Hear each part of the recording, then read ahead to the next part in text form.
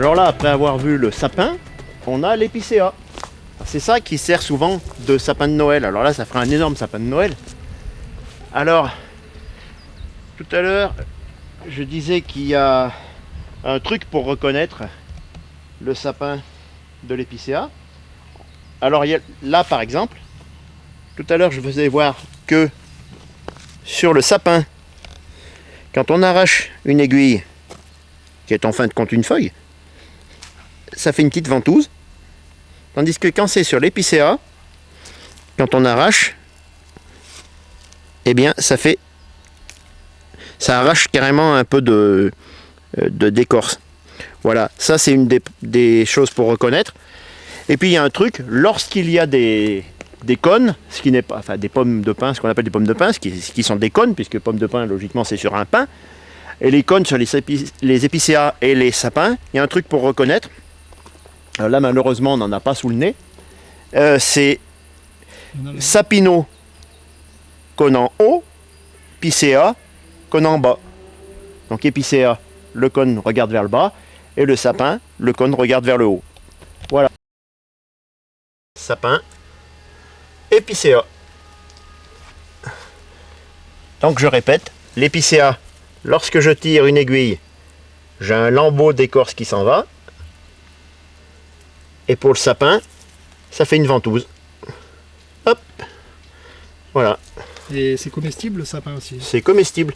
Alors il y a par exemple dans la région, il y a une bière au sapin. On peut mettre aussi des bourgeons de sapin ou d'épicéa hein, dans l'eau de vie. Ça fait une bonne liqueur. Il y en a qui en font des décoctions pour différents usages. Et puis bon, à manger comme ça, c'est pas évident parce que c'est raide. Par contre, on peut faire de la cuisine, par exemple un lapin au sapin, qui est en fin de compte un lapin à l'épicéa de préférence. C'est super bon pour ceux qui mangent du lapin.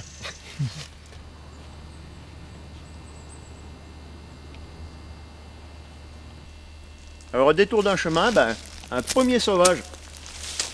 Alors à ce qui paraît, le pommier sauvage de chez nous n'est pas l'ancêtre du pommier cultivé.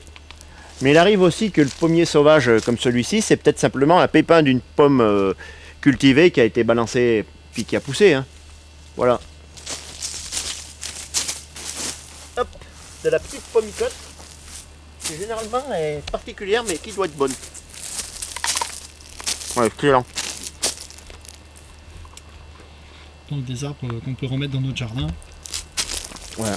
Même si la pomme n'est pas d'une qualité exceptionnelle, elle reste toujours comestible. Elle est même toujours comestible. Mais après, peut-être qu'il y a des gens qui ne pourraient pas la manger, ils diraient ouais, un peu acide, un peu comme ci, un peu comme ça. Il n'y a pas besoin d'acheter du bio, le bio c'est parfois ce qui est naturel simplement.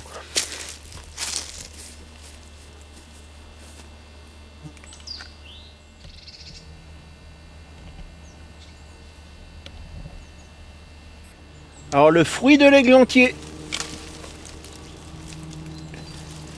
Voilà. Alors ça pique. Qui s'appelle le cynorhodon. Mais cynorhodon, on appelle ça ici les gratte-culs. C'est comestible et à l'intérieur, il y a ce qu'on appelle le poil à gratter qui entoure les graines. Alors on peut manger directement là la chair du gratte-cul, mais on peut en faire surtout des confitures, super bonnes confitures. Par contre il en faut une sacrée quantité pour faire la confiture. C'est donc le fruit de l'églantier. L'églantier qui est connu aussi pour servir de porte-greffe aux rosiers.